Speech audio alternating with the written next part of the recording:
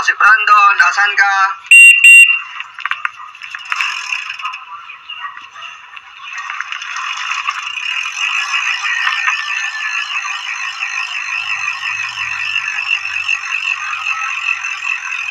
Tara na, ito si Brandon, padyak na.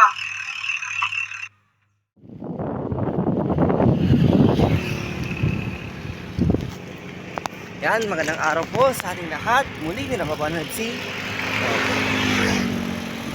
yan, sa ngayon hapon na naman. Pero ito, kakatapos lang ng aking OJT. Pasensya na po sa aking buhok.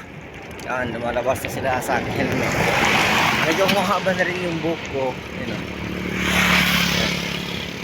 Pero huwag nyo na pumansinin yan. Okay, di ba ito, kakatapos lang ng aking OJT sa araw na ito. Sa ngayon, kasalukuyan mo padyak pa uwi. At bilang update lang din po pala, yan, medyo hindi ganun maayos yung pagpadyak ko ngayon kasi basag yung tuhod ko kasi noong Sabado, pumunta ako ng Quirino kasi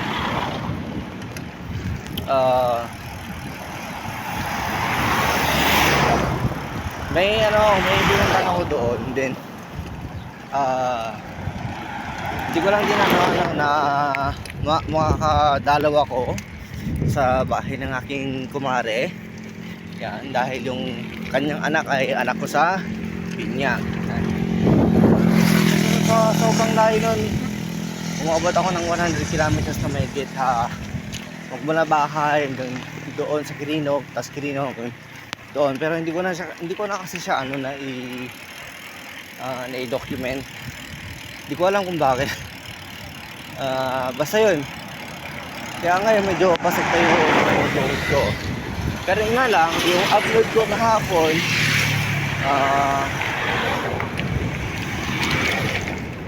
yung upload ko kahapon ay mga videos ko na pauwi galing Tarlac, so pabalik na ng Isabela. Yan, basta ganito na lang muna siguro yung gagawin ko kasi kailangan ko munang accomplish yung mga yung mga ibang documents na dapat kong i-upload na siyang naging bahagi ng journey ko noon, kasi hindi ko naman pwedeng basta na lang alisin dito sa phone ko yun na hindi ko malang na siya i-upload. Yan.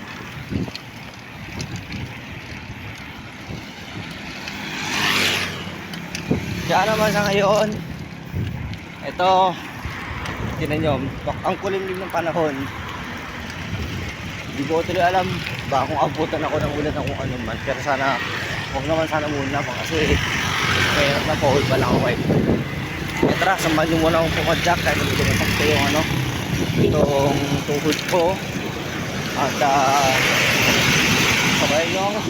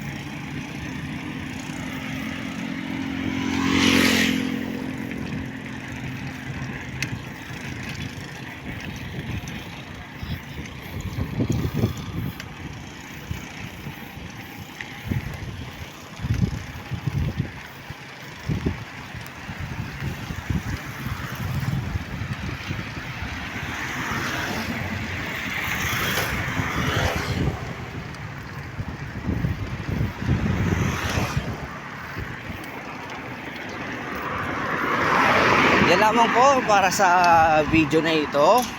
At maraming salamat po sa inyong walang sawang pagsuporta at pagsubaybay po sa akin. At sa mga patuloy pa rin pong sumusuporta, sa mga dumadagdag po na mga supporters ko. Yan, sana andyan pa rin po kayo para antabayan at subaybayin po ako palagi sa aking mga ginagawa. Yan, thank you so much po sa inyo and God bless po sa ating lahat.